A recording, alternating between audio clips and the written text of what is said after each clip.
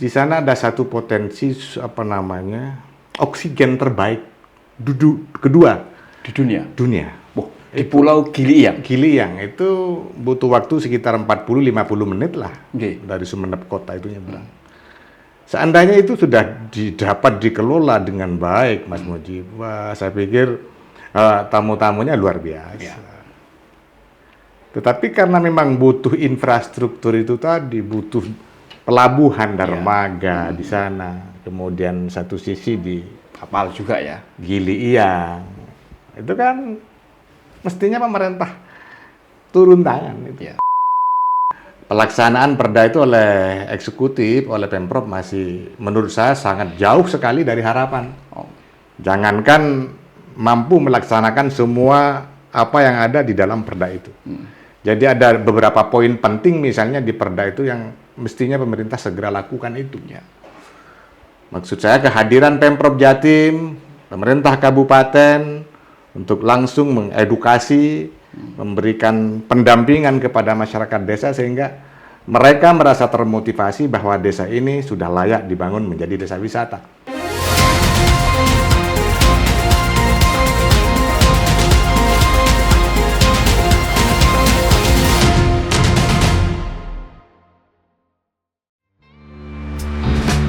Dari desa kecil di ujung timur Madura, lahir seorang tokoh yang tumbuh besar bersama semangat pengabdian dan cita-cita luhur untuk membangun bangsa.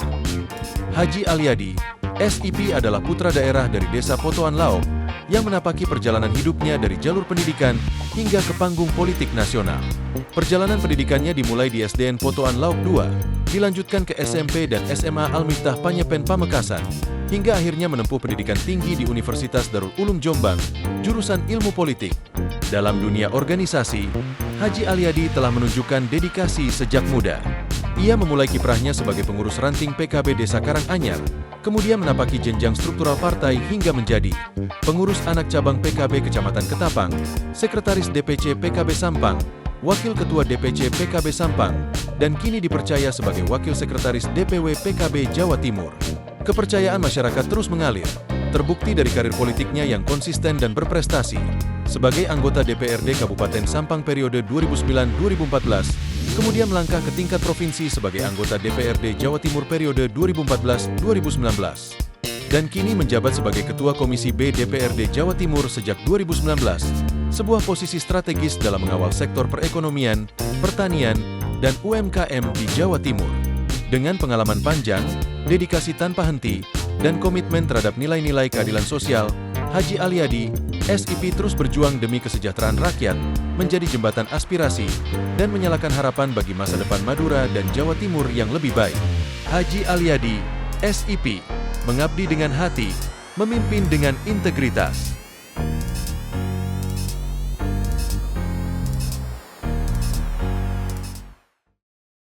Assalamualaikum warahmatullahi wabarakatuh. Salam sejahtera untuk kita semuanya. Tribuners, bertemu lagi dengan saya Mujib Anwar, jurnalis senior Tribun Network dalam acara podcast DPRD Jawa Timur, Gebrakan Wakil Rakyat. Tribuners, Pulau Madura yang terletak di sebelah timur Laut Jawa Timur memiliki banyak potensi pariwisata yang luar biasa. Mulai dari pantai yang indah hingga budaya yang khas. Selain itu, Madura juga terkenal dengan kerajinan tangan seperti batik, logam, dan anyaman bambu yang menunjukkan keahlian dan kreativitas masyarakat lokal. Madura juga punya wisata religi, ada makam Syekhona Khalil Bangkalan, Batu Ampar, Asta Tinggi, dan beberapa wisata religi lainnya. Namun, berbagai potensi yang luar biasa tersebut belum sepenuhnya tergali dan dikenal oleh masyarakat luas atau para wisatawan, baik wisatawan Nusantara maupun wisatawan mancanegara. Untuk itu, Tribuners, agar potensi pariwisata di Pulau Garam Madura ini makin dikenal dan dikunjungi oleh para wisatawan. Dalam Gebrakan Wakil Rakyat kali ini, kita akan mengangkat tema mengangkat potensi pariwisata di Pulau Madura. Nah, untuk itu sudah bersama kita Bapak Haji Aliyadi Mustafa SIP. Beliau adalah anggota DPRD Provinsi Jawa Timur, sekaligus Wakil Sekretaris DPW PKB Jawa Timur. Pak Aliyadi, beliau akrab disapa oleh masyarakat, adalah politisi senior yang berangkat dari Dapil Jatim 14 yang membawai wilayah Madura Raya dari Bangkalan, Sampang, Pamekasan, dan Sumeneb. Langsung saja kita sapa beliaunya, Pak Aliyadi. Ya. Assalamualaikum. Waalaikumsalam warahmatullahi wabarakatuh. Terima kasih loh Pak. Sama-sama. Kan sibuk ini menyapa konstituen karena beliau ini sudah 3 periode jadi anggota DPRD Jawa Timur. Pak Aliyadi, Madura ini salah satu wilayah kepulauan yang ada di Provinsi Jawa Timur, ya, pulau yang terpisah dengan ibu kota Jawa Timur yang di Surabaya. Nah, apa sih Pak potensi pariwisata yang dimiliki di Pulau Madura? Baik, jadi Pulau Madura memang agak beda dengan daerah lain, Mas Mujib. Tetapi walau demikian, tentu banyak tempat-tempat wisata yang layak dijual kepada masyarakat umum. Tinggal bagaimana kita ini memaksimalkan potensi-potensi yang ada.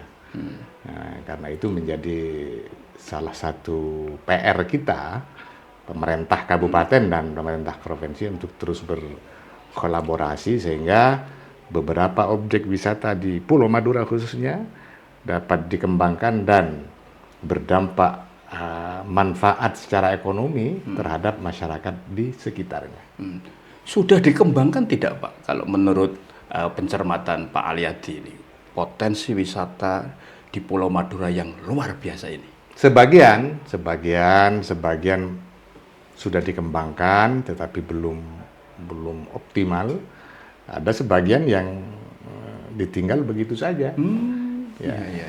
Cukup banyak sekali sebenarnya, Mas Mujib, tempat-tempat wisata yang layak dikunjungi di Madura ini. Termasuk tadi yang Mas Mujib sebutkan, beberapa tempat-tempat tokoh-tokoh Madura. Wisata religi. Kayak Syekhona Khalil. Muhammad Khalil bin Abdul Latif Bangkalan, yang semua kita tahu bahwa beliau adalah salah satu ulama besar, bukan hanya di Pulau Madura, bahkan di Nusantara. Kemudian ada Batu Ampar, ada Asta Tengkih kalau orang Madura bilang. Gitu. Kemudian tempat-tempat lain misalnya pantai, itu banyak sekali. Utamanya di pesisir utara ini, Mas. Pesisir utara ya? Ya, jadi bagus, layak sebenarnya, cuma memang karena kurang dapat dimanfaatkan sebaik-baik. Apa Pak Aliyadi yang jadi kendala utama ya, sehingga pengembangan pariwisata di Madura ini kurang maksimal dibandingkan dengan sejumlah wilayah lain di Jawa Timur? Menurut saya salah satunya yang paling utama adalah peran pemerintah. Oh, peran pemerintah. Baik pemerintah kabupaten maupun provinsi, terutama pemerintah kabupaten di 4 kabupaten ini. Jadi kurang begitu peduli dengan tempat-tempat yang mestinya menjadi salah satu objek wisata yang mampu menghasilkan pendapatan asli daerah, dan lebih dari itu bisa bermanfaat kepada masyarakat sekitar. Tetapi kalau pemerintahnya sudah tidak begitu peduli, apalagi masyarakatnya. Kira-kira begitu. Karena Madura ini, Mas Mujib, karakteristik masyarakat Madura ini memang agak beda dengan daerah-daerah lain. Ya. Jadi ada beberapa kebiasaan adat istiadat lokal yang harus kita pertahankan, yang tidak boleh berubah dengan apapun. Itu yang harus dijaga kalau di Madura. Nggak segampang di daerah-daerah lain bisa dibuat disulap ini, jadi itu dan macam-macam. Jadi mesti penuh pertimbangan-pertimbangan. Karena di Madura ini kan masyarakatnya sangat religius sekali. Ya. Sehingga gampang terjadi gesekan-gesekan hal-hal yang harusnya tidak boleh terjadi. Ya. Itu kan hampir mirip dengan Bali ya. Bali itu kan juga masyarakatnya kan masih mempertahankan tradisi, budaya, bahkan ya agama masyarakat setempat kan. Meskipun pariwisatanya berkembang Betul. dengan luar biasa. Ketika coba itu diterapkan tentu dengan permasalahan yang berbeda ya dinamikanya kan. Bagaimana Pak lihat? Ada perbedaan. Kalau Bali saya sepakat. Jadi dengan berbagai budaya, kemudian suku, agama, oke. Tetapi Bali itu ada kelebihan, Mas Mujib. Satu kelebihan, sehingga Bali itu menjadi salah satu tempat yang menonjol di internasional di dunia. Karena kesiapan dari masyarakat Bali itu sendiri untuk menerima tamu-tamu baik lokal maupun mancanegara. Jadi orang bertamu, orang berkunjung ke Bali itu sudah merasa bebas seperti di rumahnya. Jadi orang Eropa, orang Asia datang ke sana enak dengan tanda kutip ya, bebas ya. Begitu tuh. Madura itu yang nggak bisa. Jadi tidak bisa di sini ini sebebas-bebas orang. Artinya tetap harus tunduk kepada sebuah aturan adat istiadat yang selama ini menjadi salah satu ciri karakter orang Madura. Yang khas ya. Ya itu bedanya. Soal infrastruktur, Pak Aliyadi, apakah juga menjadi salah satu kendala sehingga akses ke lokasi wisata yang cukup banyak ya di Pulau Madura ini tidak begitu maksimal? Betul, salah satunya itu Bagaimana? ya. Salah satu memang infrastruktur. Tidak belum memadai. Jadi satu contoh, kita tahu di Madura ini salah satu pulau di Kabupaten Sumeneb itu namanya Gili Iyang. Di sana ada satu potensi oksigen terbaik kedua Di dunia? dunia. Oksigen terbaik kedua di dunia. Di Itu Pulau Gili Iyang? Gili Iyang itu butuh waktu sekitar 40-50 menit lah dari Sumeneb kota itu nyebrang. Seandainya itu sudah dapat dikelola dengan baik, Mas Mujib, wah saya pikir tamu-tamunya luar biasa. Tetapi karena memang butuh infrastruktur itu tadi, butuh pelabuhan dermaga di sana, kemudian satu sisi di Kapal juga ya? Gili Iyang, itu kan mestinya pemerintah turun tangan itu, dibangunlah. Tetapi selama ini kan dibiarkan begitu saja. Jadi hanya orang tahu namanya kalau di Gili Iyang itu ada oksigen terbaik dunia, terbaik kedua. Orang mau berkunjung ke sana ya jadinya enggan juga. Kenapa? Karena tidak ditopang oleh sebuah sarana prasarana yang mencukupi. Baik transportnya, transportasinya, kemudian di sana tempat penginapannya, dan seterusnya, dan seterusnya. Itu yang terjadi di Madura. Artinya perlu Pak Aliyadi ya, agar pariwisata di Madura ini berkembang ya pesat dan mendatangkan pendapatan asli daerah yang itu juga penting ya untuk menggerakkan pembangunan di Pulau Madura. Apa ini yang perlu dilakukan? Apakah promosinya ataukah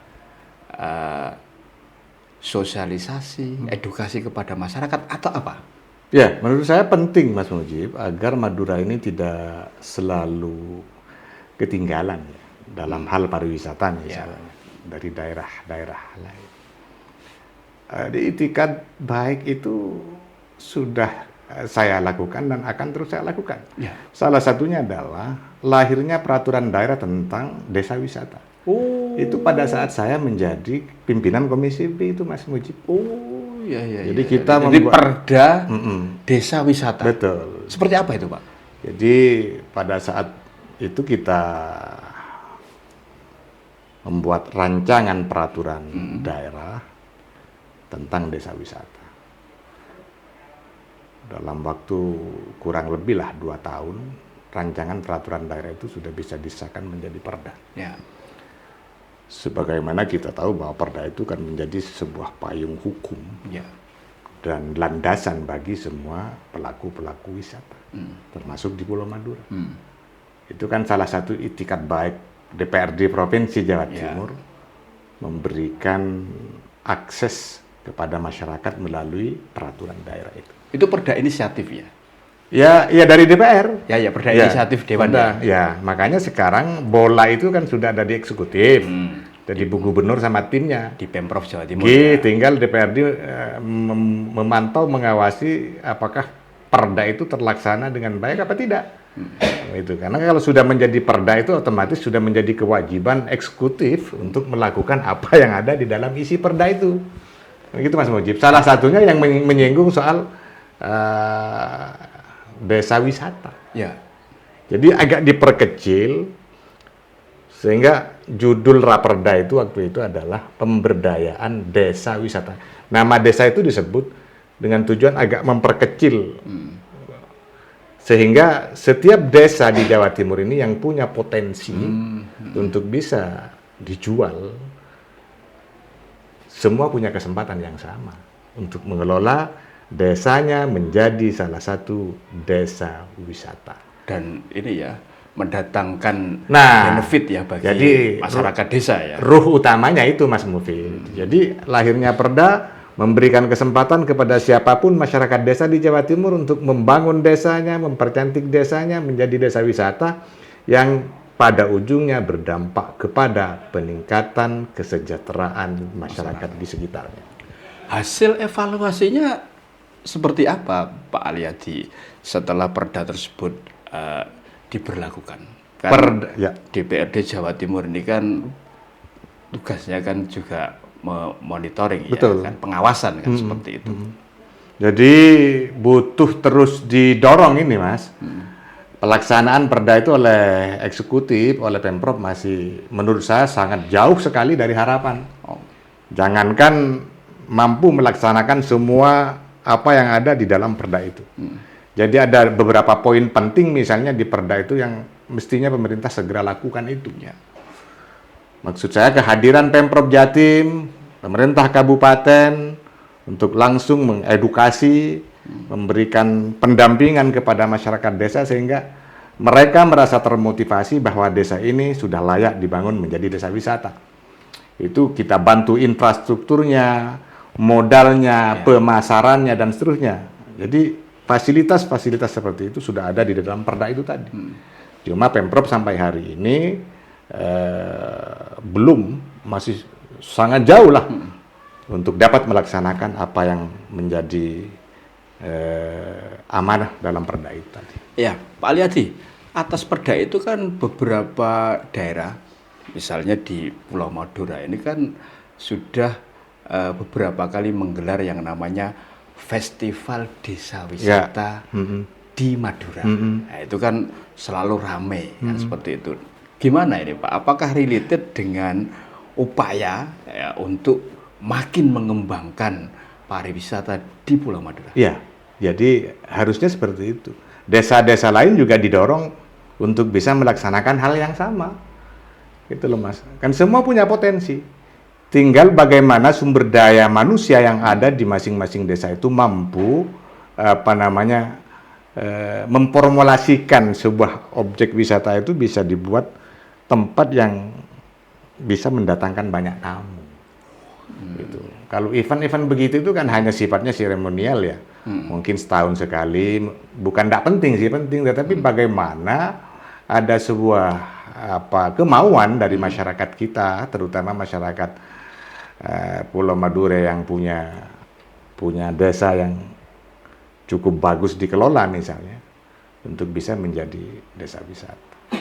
Kan kalau tahun ini misalkan tahun 2025 festival tersebut kan digelar di Sumeneb ya kan seperti itu. Nah, apakah setelah digelarnya festival desa wisata di Madura yang di Sumeneb itu ada semacam follow up bahwa oh ini loh semacam resta renov untuk pengembangan wisata di Pulau Madura, atau hanya sebatas festival saja? Salah satu tujuan pemerintah tentu ke arah situ, Mas. Sehingga dengan adanya beberapa festival di Sumeneb dan tempat-tempat lain itu kan bisa memotivasi lah, memotivasi masyarakat Madura untuk ikut ambil bagian dalam rangka membangun wisata di Madura ini.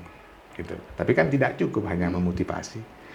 Pak Aliyadi, dulu itu kayak misalkan bicara pariwisata di Madura, dulu ada pantai yang cukup terkenal ya, familiar bagi orang di luar Madura. Salah satunya Pantai Camplong.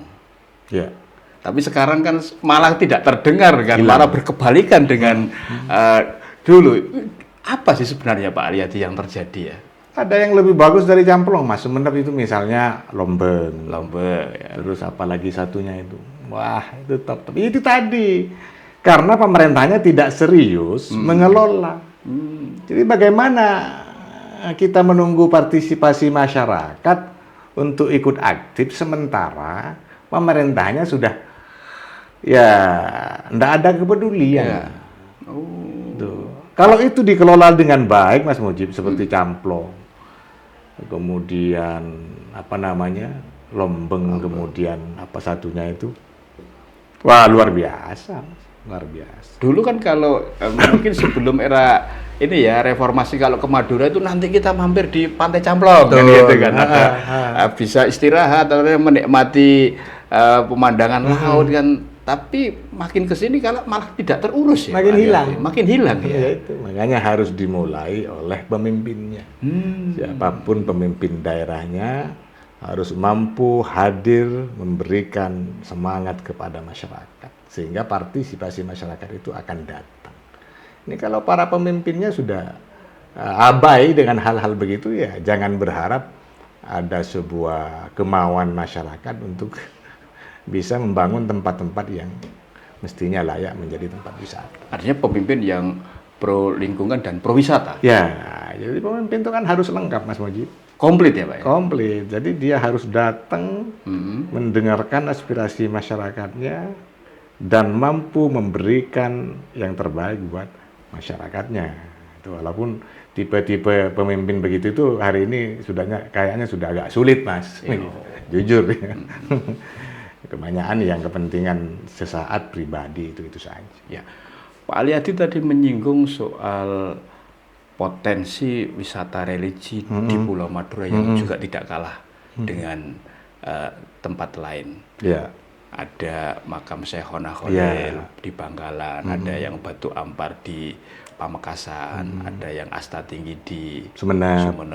Kalau Sampang apa ini Pak? Sampang Trunojoyo. Trunojoyo ya, kan itu yang mau diusulkan jadi pahlawan nasional. Lah, ini kan gelombang wisatawan Nusantara. Ini kan biasanya senang ya. Betul. Salah satunya untuk berwisata religi, mengunjungi tempat-tempat yang dianggap punya hubungan spiritual lah dengan mereka. Sejauh ini gimana Pak? Potensi itu dimaksimalkan betul tidak oleh pemerintah di 4 kabupaten yang ada di Madura? Potensinya luar biasa, Mas. Tetapi peran pemerintahnya yang tidak. Jadi tempat-tempat yang ramai dikunjungi oleh masyarakat dari luar Madura misalnya, termasuk di Syekhona Muhammad Khalil, itu kita bayangkan setiap harinya berapa puluh bis datang ke sana. Orang luar Madura, Batu Ampar, Asta Tinggi dan seterusnya. Tapi kan ini berjalan secara alamiah. Tanpa ada dipandu oleh pemerintah, tanpa disuruh siapa-siapa, masyarakat datang dengan maunya sendiri, ya dikelola dengan semampu-mampunya sendiri. Itu. Jadi tidak bisa tanpa intervensi dari sebuah kebijakan. Nah, sulit Mas untuk mengangkat itu menjadi lebih baik. Atau perlu ada semacam kolaborasi ya Pak Aliyadi yang antara pemerintah kabupaten satu dengan yang lainnya agar ini terkoneksi, apakah wisata religinya atau juga objek wisata alamnya. Itu mutlak diperlukan Mas, sebenarnya. kolaborasi, kerjasama, sinergi antara 4 kabupaten di Madura dengan Pemprov Jatim. Itu satu hal yang wajib sebenarnya. Tetapi kan selama ini sulit mempertemukan itu. Sulit ya? Ya, Faktornya apa, Pak? Ya, Padahal kan untuk kepentingan masyarakat. harusnya begitu. Saya pikir mungkin kalau di Madura dianggap kurang begitu penting lah. Ya. Hal-hal yang berkaitan dengan wisata itu mungkin dianggapnya dianggap tidak terlalu penting, tidak terlalu serius. Padahal itu kan penting juga. Ya. Terus yang penting apa itu, Pak, berarti ya? Yang dianggap penting kira-kira ya. Ada hal-hal lain lah yang lebih dari itu. Ya. Kalau ini, Pak, kesadaran masyarakat lokal sendiri seperti apa sih terhadap wisata di Madura itu? Kan potensinya besar nih. Nah, kesadaran masyarakat lokal sendiri bahwa mereka sebenarnya punya potensi. Tapi kok tidak dimanfaatkan betul ya untuk kesejahteraan mereka. Ya kalau kesadaran masyarakat saya rasa tidak ada masalah ya. Tinggal pemimpinnya mau enggak memulai itu. Ya. Kemudian dengan pendekatan kepada masyarakat. Selama itu tidak bertentangan dengan sebuah adat istiadat Madura lah, etika, lebih-lebih hal-hal yang berkaitan dengan agama, saya pikir tidak ada masalah, Mas, tidak ada masalah. Artinya apa ini menurut Pak Aliyadi langkah konkret lah kira-kira yang mendesak untuk dilakukan agar keberadaan potensi wisata di Madura yang luar biasa ini, baik wisata alam maupun wisata religi maupun wisata buatan lainnya ini betul-betul dirasakan manfaatnya ya untuk ekonomi masyarakat, juga Madura makin dikenal oleh para wisatawan. Ya itu tadi tergantung dari bagaimana itikat baik dari empat pemimpin di 4 kabupaten ini. Karena enggak mungkin juga Jawa Timur selalu intervensi, sementara itu menjadi kewenangan kabupaten misalnya. Ya, jadi tinggal bagaimana para pemimpin, para kepala daerah di 4 kabupaten ini bisa mampu memberikan sebuah kesadaran kepada masyarakat untuk bisa bersama-sama membangun wisata di beberapa tempat yang memang dianggap layak untuk menjadi tempat wisata. Pak Aliyadi, di Madura itu kan ada juga ya event tahunan yang juga cukup menarik bagi para wisatawan. Salah satunya karapan sapi. Betul.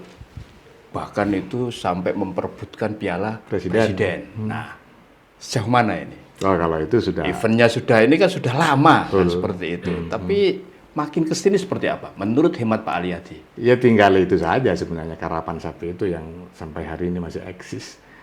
Nah, tiap tahun itu saja mungkin karena ada embel-embel piala presiden. Seandainya tidak ada begitu bisa jadi.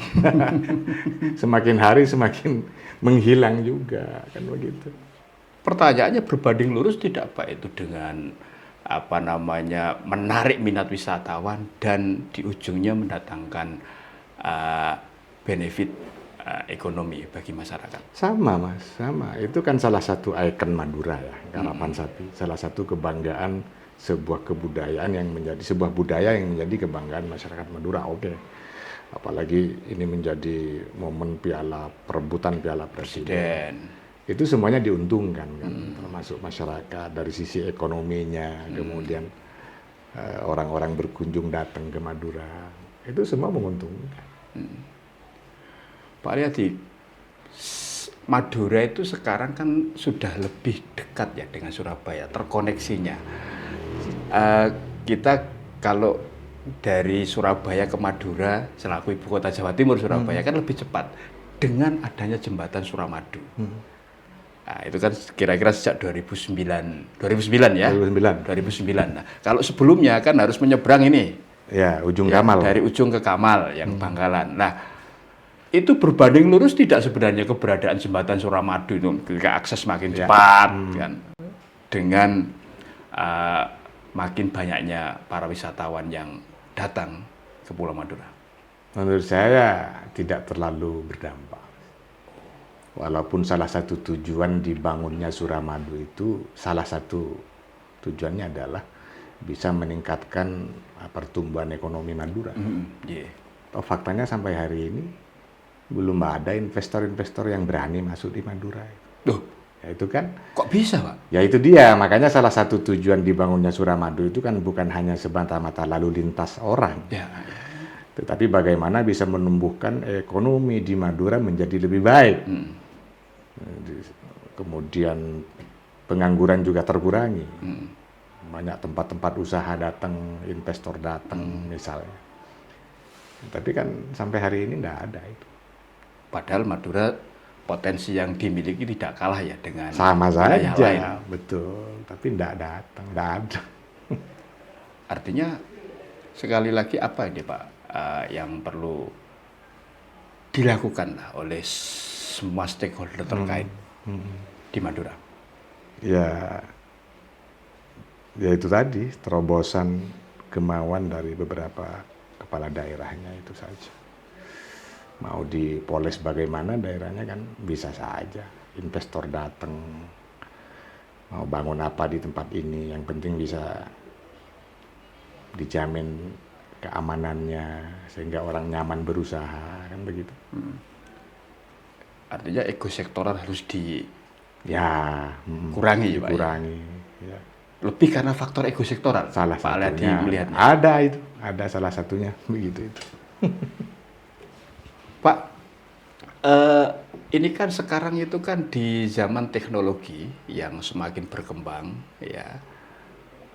Salah satu yang menjadikan wisatawan itu tertarik datang ke suatu tempat objek wisata itu kan soal viralitas, Pak. Ketika viral di media sosial, banyak yang akan datang, hadir, ingin penasaran, ingin melihat.